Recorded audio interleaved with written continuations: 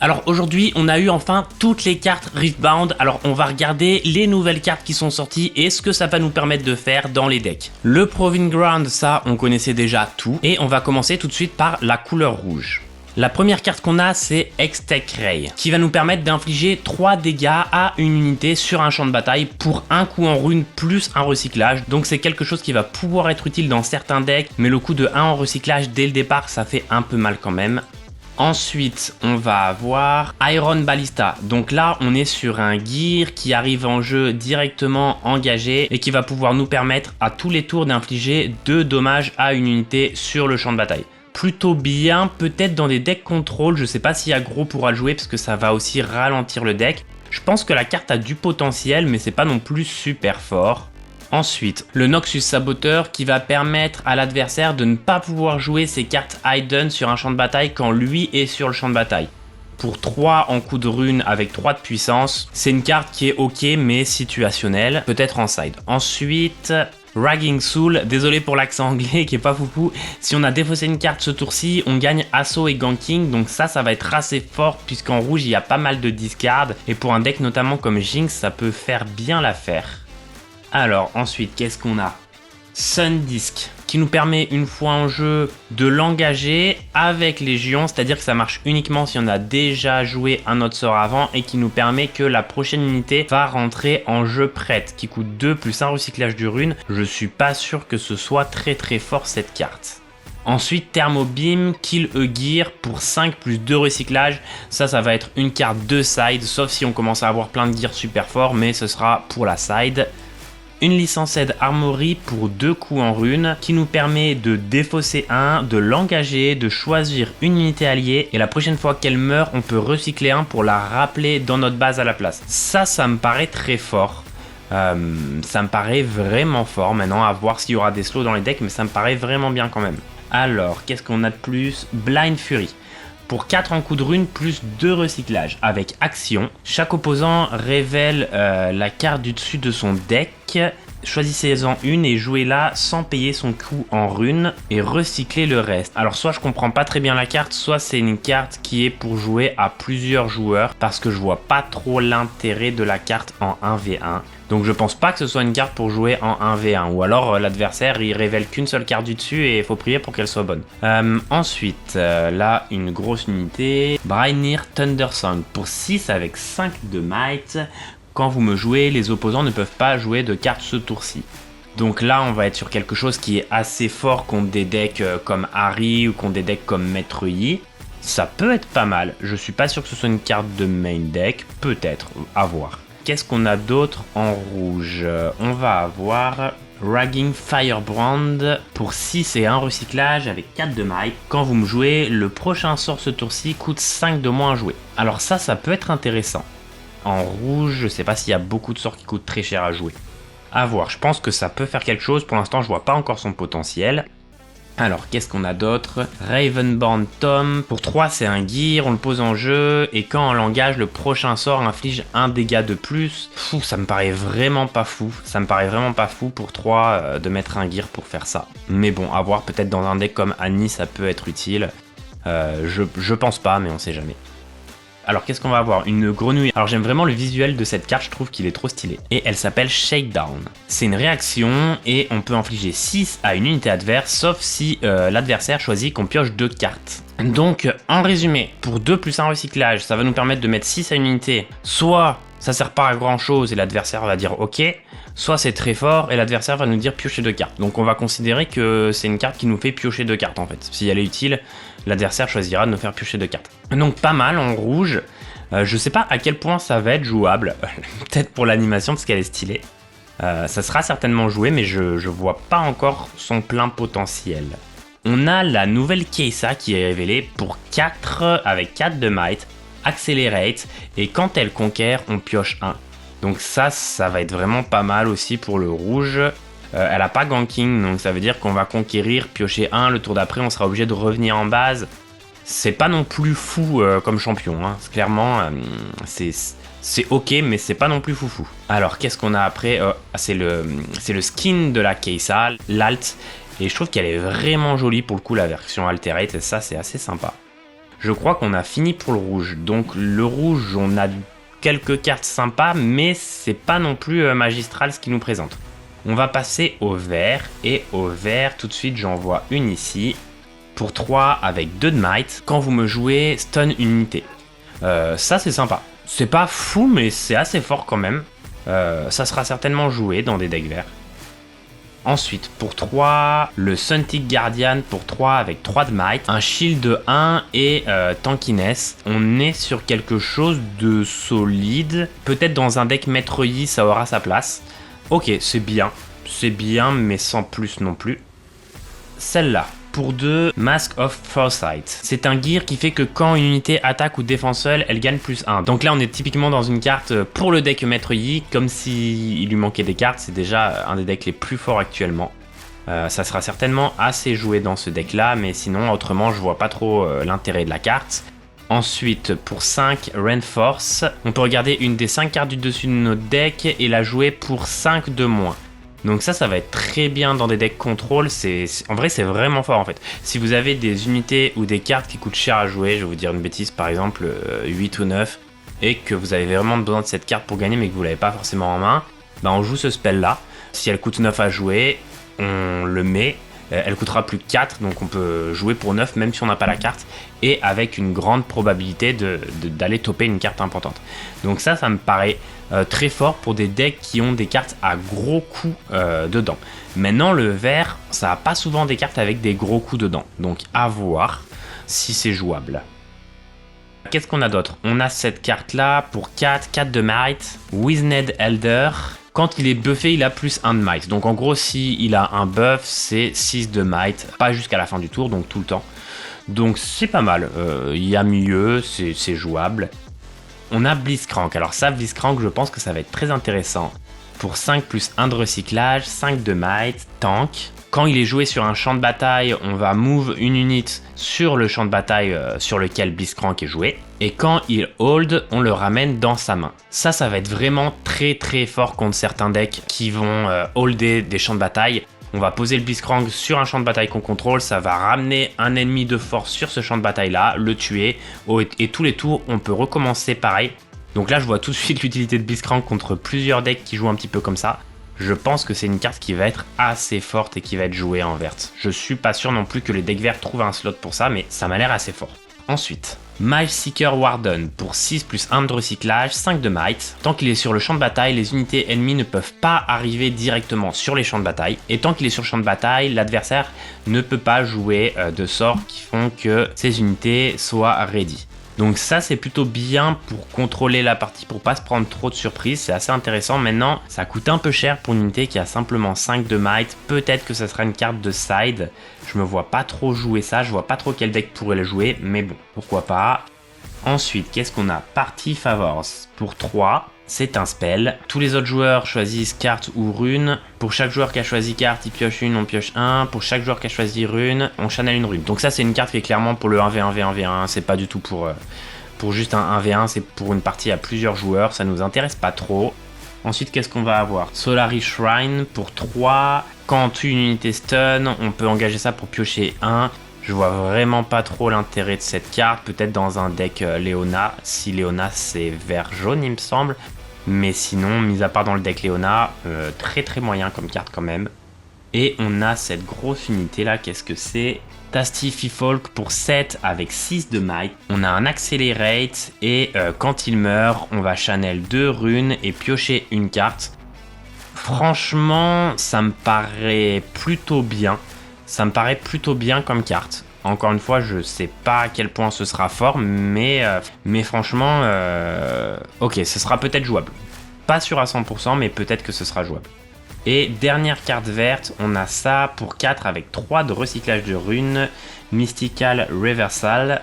En réaction, on gagne le contrôle de spell et on peut target une nouvelle cible. Alors là, pour le coup, ça me paraît vraiment très intéressant dans un deck. Peut-être carte morte quand on le pioche au départ parce qu'on n'a pas du tout envie de recycler 3 runes. Mais en fin de partie, sur la partie un peu plus avancée, ça peut totalement être game breaker et faire changer le cours de la partie. Donc ce sera certainement joué dans certains decks. Un peu cher quand même le coup de recyclage, mais c'est sûr que ce sera joué ça. Alors, maintenant, on va passer aux couleurs bleues. Qu'est-ce qu'on a aux couleurs bleues? Pour 5 de might, Jowlet Colossus, avec vision et shield, pourquoi pas. C'est pas si ouf que ça, c'est une bonne unité pour 5, mais sans plus. Qu'est-ce qu'on a de plus intéressant? Pour 1, Orb of Regret, donner une unité -1 ce tour-ci. Pourquoi pas? Parce que deck qui joue bleu, par exemple un deck comme Harry, va avoir pas mal de cartes qui font piocher. Si on n'a pas de cartes qui font piocher, ça fait perdre une carte pour mettre un -1 constant. C'est sans plus. Sans plus. Ensuite, cette carte pour 3, Pit Crew. Quand vous jouez un gear, rendez-moi ready. Ok, ça me paraît assez moyen, mais pourquoi pas.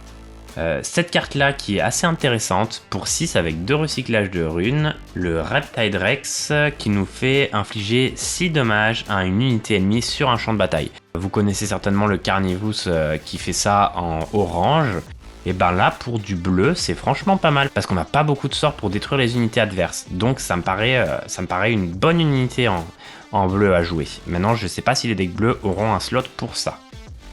Là, pour 2 plus 1 recyclage, on est en réaction, on donne -4 à une unité. Ça, c'est jouable aussi, ça me paraît pas mal. Voilà. Qu'est-ce qu'on a d'autre en bleu? On a ça pour 3, énergie conduite. On peut l'engager en réaction pour ajouter 1. Ça c'est pété. Ça, c'est nul. Je trouve que c'est très nul, mais bon, peut-être que je me trompe. Alors, cette carte-là, ensuite, pour 1, c'est intéressant parce qu'on a très peu de cartes qui coûtent 1 à jouer. On est sur une réaction, retourner une carte alliée dans sa main, son contrôleur channel une rune. Pourquoi pas? Ça peut être intéressant à jouer, je sais pas si ça aura sa place, mais c'est clairement une carte jouable pour protéger ces unités qui vont se faire tuer. Ensuite, Sprite Mother pour 4, 1 recyclage, 3 de might. Quand vous me jouez, on joue une unité token spirit avec 3 de might et temporary. Je sais pas trop quoi penser de cette carte, on verra. Celle-là, alors celle-là je l'ai beaucoup vu tourner sur les Discord. Elle m'intéresse, Convergente Mutation. Pour 2 et 1 recyclage, c'est une réaction qui fait qu'on choisit une unité alliée et qu'on augmente sa puissance jusqu'à ce qu'elle soit égale à la puissance d'une autre unité alliée. Alors j'ai un problème de compréhension dans cette carte. Vous allez me dire si vous comprenez tous pareil. On choisit une unité alliée. On augmente sa puissance jusqu'à ce qu'elle soit égale à une autre unité alliée. Mais c'est pas dit qu'on a le droit de choisir l'autre unité alliée. C'est-à-dire que j'imagine que si j'ai une unité qui a 2 de puissance, une de 3, une de 8, si je prends celle qui est à 2, je vais l'augmenter que jusqu'à 3 puisqu'elle sera égale à la puissance d'une autre unité alliée. Je l'interprète comme ça la carte. Et par contre, c'est pas dit que c'est jusqu'à la fin du tour, c'est jusqu'à la fin de la partie. Du coup, la carte me paraît forte. Le fait que ce soit jusqu'à la fin de la partie, c'est un peu bizarre pour 2, mais ok, pourquoi pas. Le fait que c'est pas dit qu'on peut choisir l'autre unité alliée aussi, c'est aussi un peu bizarre, mais du coup, ça limite en effet de choisir la plus grosse unité et de faire un méga boost de puissance sur une unité très faible. Finalement, ça paraît assez équilibré comme carte, mais ça paraît quand même assez fort. Ça paraît quand même vraiment intéressant. Ce qui est vraiment très très fort, c'est le fait que ce soit en réaction. Ça aurait été une carte action, j'aurais dit ok, c'est fort sans plus. Le fait que ce soit réaction, ça fait que pour moi c'est une carte qui est vraiment god tier quoi. Je sais pas si ça va vraiment être joué beaucoup, mais en réaction c'est vraiment super fort. En réaction et le fait que ça soit pas jusqu'à la fin du tour, hein. Si j'ai bien compris la carte, ça va vraiment être très fort. Alors, ensuite en bleu, qu'est-ce qu'on a d'autre? Une grosse unité en bleu. Pour 7 et 1 de recyclage, 7 de might, Tucson Tailed Watcher, avec Accelerate. Quand vous le jouez, donnez aux ennemis unité -3 de puissance ce tour-ci. Ok, on est sur quelque chose qui est aussi assez fort. Si ça donne -3 à toutes les unités ennemies, c'est plutôt balèze, surtout avec Accelerate. Ça va être bien jouable dans certains decks, très fort. Est-ce qu'on a d'autres cartes en bleu? Ah oui, on a cette carte-là, je l'ai vu passer. Et alors cette carte-là, je suis très mitigé parce que c'est une carte Time Warp. On prend un tour supplémentaire et on bannit la carte. C'est-à-dire qu'on ne pourra pas la récupérer du cimetière après parce que c'est bien évidemment beaucoup trop fort. C'est-à-dire que cette carte-là, si on la joue, on gagne la partie globalement. Si on la joue et qu'on a quelques unités sur le board, on va gagner la partie. Mais pour 10, c'est strictement injouable. Je vois pas de deck dont les couleurs bleues qui peuvent monter à 10 de runes. Donc cette carte-là, très forte si elle est jouable, peut-être avec des combos plus tard dans des cartes qui arriveront, mais ça me paraît strictement injouable dans aucun deck actuellement. Peut-être que je me trompe, on verra. On verra, j'espère que je me trompe. C'est en tout cas, c'est game breaker hein, si la carte elle passe. On va passer à la couleur orange maintenant, et tout de suite pour 3 de might, une unité qui a Hidden. Le fait que ce soit pour 3 de might, c'est ok, mais c'est pas foufou non plus.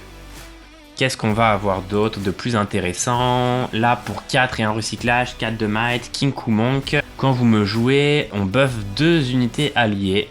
Donc ça, c'est plutôt intéressant. De buffer 2 unités alliées pour 4 avec 4 de might, c'est plutôt assez fort. Qu'est-ce qu'on a d'autre? Pirates Haven pour 3, c'est un gear. Quand une unité ennemie devient ready, plus 1 this turn. Donc ça fait en gros que tous les tours, les unités au début, quand elles vont se mettre ready, elles vont avoir plus 1 de might. Donc c'est fort, c'est pas non plus broken, mais c'est quand même assez fort hein, comme carte. Là-dessus, Spoil of War pour 4, un recyclage, c'est un sort en réaction. Si un ennemi est mort ce tour-ci, ça coûte 2 de moins à jouer, donc ça coûtera 2, plus 1 en recyclage, et ça nous fera piocher 2. Donc pour le orange, c'est très intéressant parce qu'ils n'avaient pas de carte pour piocher, notamment pour les decks ramp, mais en même temps les decks ramp, ils pourront pas tuer des unités ennemies en départ trop facilement. Donc ok, cette carte est bonne, difficilement plaçable dans les decks ramp, je pense, mais sinon c'est une bonne carte. Celle-là, pour 1 et 1 de recyclage, Unielding Spirit en réaction. On prévient tous les damages des capacités et habilités ce tour-ci. Ok, du coup, tous les dommages qui ont été faits par l'adversaire grâce à des sorts et des capacités sont annulés pour le tour. Je pensais que c'était des unités adverses. Si ça aurait été aussi des unités adverses, ça serait beaucoup trop fort. Mais là, pour le coup, c'est que les capacités des sorts adverses, donc ok. Une bonne carte de side, mais sans plus. Ensuite, qu'est-ce qu'on a pour 2 Wallop en action. Et ça rend une unité ready. C'est pas mal, gaspiller une carte pour rendre une unité ready, c'est pas fou non plus. Hein. Peu importe le coup de mana, hein, c'est une carte en moins dans la main. Donc ok, mais sans plus. Qu'est-ce qu'on a d'autre d'intéressant en orange? Il y avait cette carte là que j'ai vue, il n'y en a pas d'autres. Il y a celle-là, et celle-là je trouvais qu'elle était complètement broken. C'est pour 1 et 1 de recyclage, sabotage. Choisissez un opposant, il révèle sa main et on le fait défausser d'une carte non unité. Ça pour le coup c'est la seule carte qui fait ça dans le jeu sur les 300 cartes, qui fait qu'on peut choisir une carte dans la main de l'adversaire à défausser.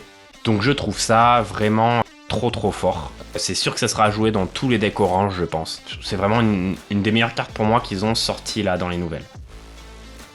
Ensuite on va passer au violet tout de suite pour 4. On a le Humber Monk. Quand on joue des cartes Hidden, donnez-moi plus 2 de puissance ce tour-ci.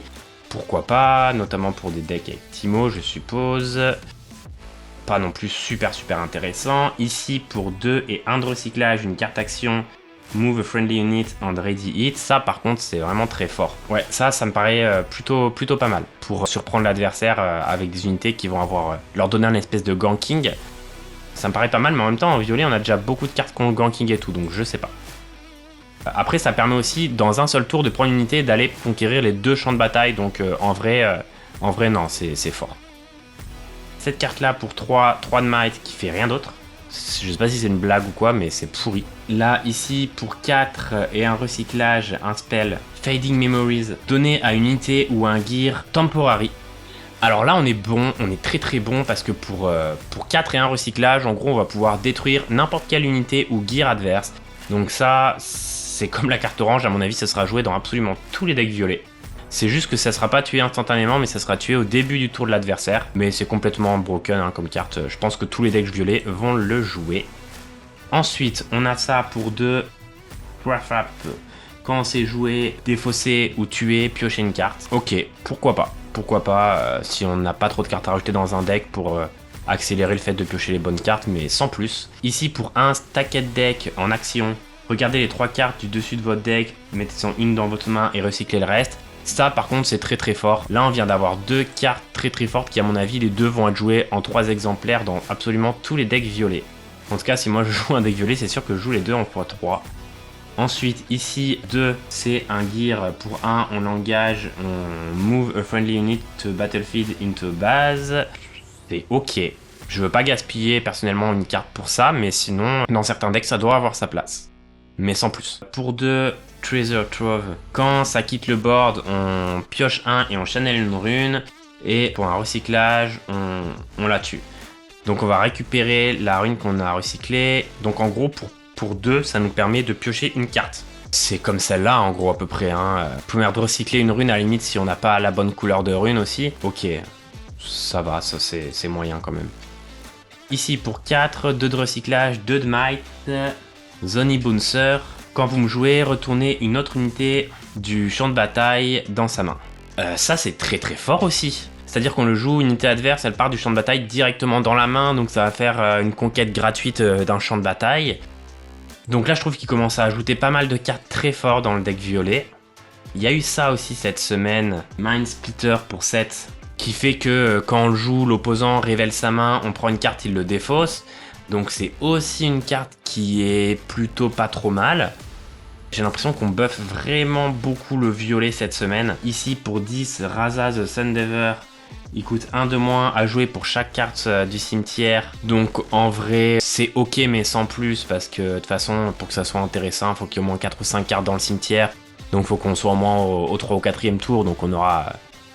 Généralement, il va nous coûter 6 runes à jouer. Et si on l'a en late game, on s'en fout qu'il nous coûte moins de runes à jouer, parce qu'on aura déjà plein de runes.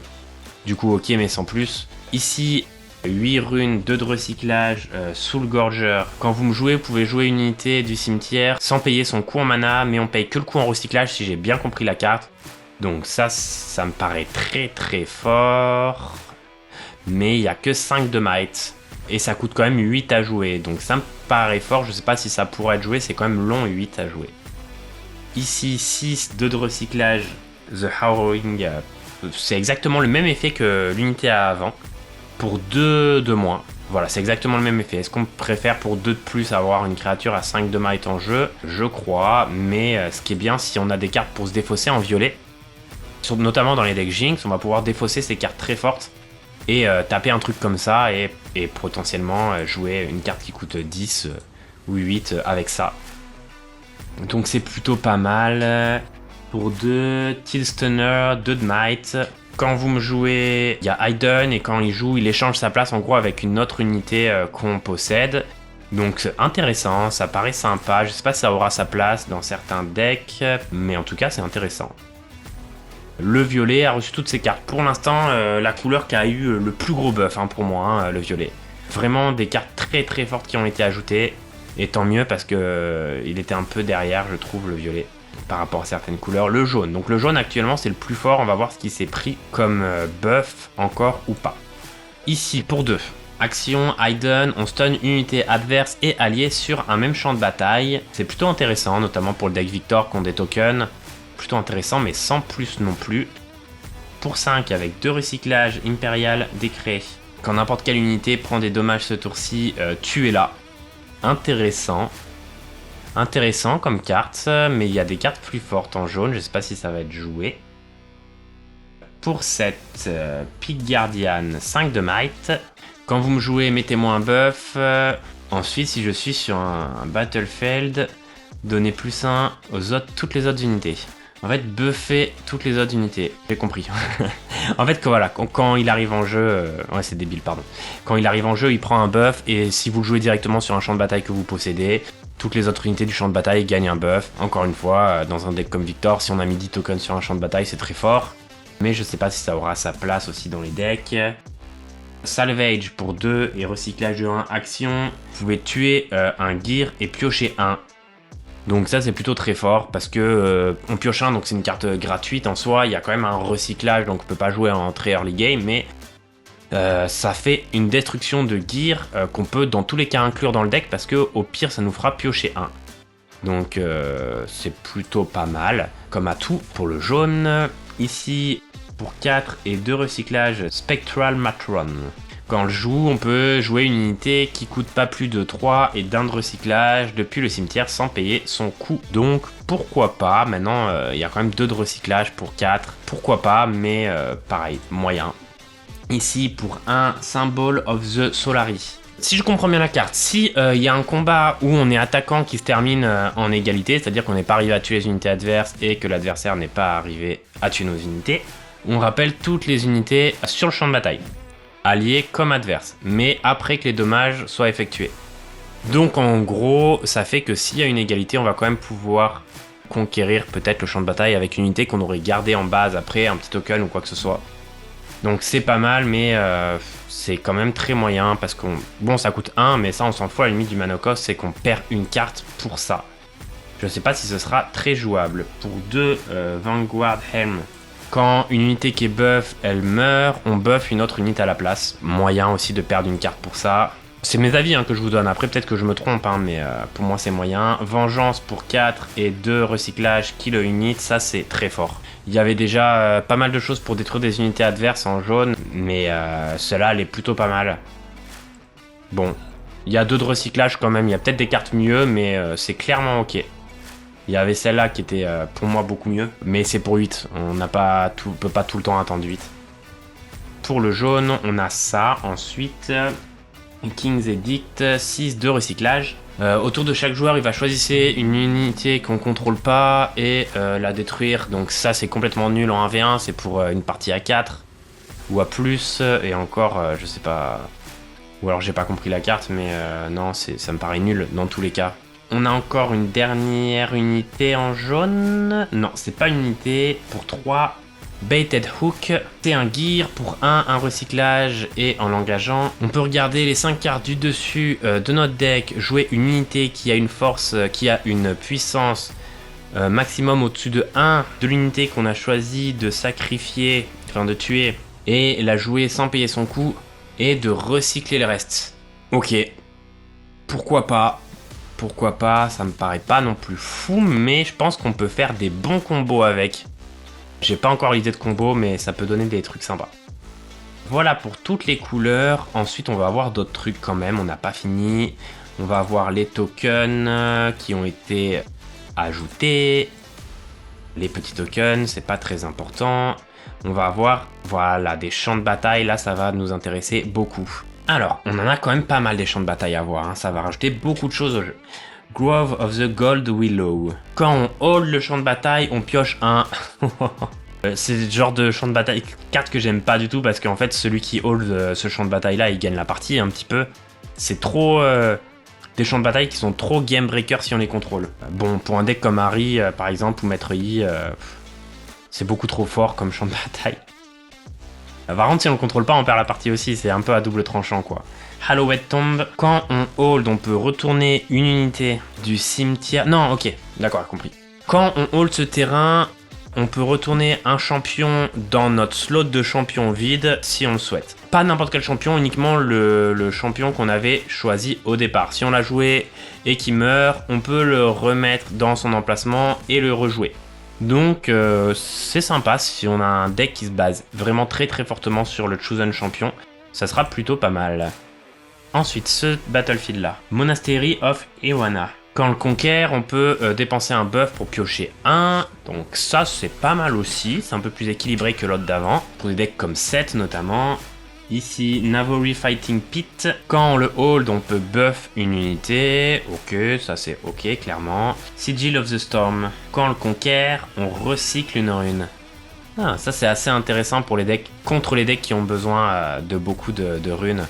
On le met, si l'ennemi le conquiert, il est obligé de recycler une rune. C'est assez intéressant, tiens. Pour ralentir, parce qu'on a beaucoup de decks pour accélérer, beaucoup de cartes pour accélérer certains decks, mais pas trop de cartes pour les ralentir, pour détruire des runes, ce genre de choses. Quand on conquiert ici, on met 2 runes prêtes à la fin du tour, ça c'est plutôt pas mal pour certains decks. C'est intéressant. Celui-là, Vilmos Lair. Unit can move from here to base. Une fois que les unités sont sur le champ de bataille, elles peuvent pas revenir à la base. Si c'est bien ça, donc c'est bien, c'est plutôt pas mal. Void Gate. Tous les spells et abilities qui mettent des dégâts ici, ça fait 1 dégât de plus. Ok, c'est intéressant. Et les autres n'ont pas encore été révélés, on a juste ça, c'est le token de buff. Donc voilà, on a toutes les nouvelles cartes. Vous avez mes avis sur les cartes. Pour moi, il n'y a pas photo, il y a une couleur qui a été buff largement plus que les autres, c'est le violet. Il a pris un gros up, notamment avec des possibilités, à mon avis, des nouvelles possibilités de jouer Jinx qu'on connaît pas encore, qui vont nous surprendre et qui vont être assez fortes, un peu moins aggro, un peu plus lentes, mais certainement beaucoup plus stables. Les autres couleurs aussi ont toutes pris leur buff. Mais voilà, c'est sympa, toutes les nouvelles cartes sont disponibles. Abonnez-vous pour les prochaines vidéos pour voir un petit peu les nouveaux decks qu'on pourra faire avec tout ça.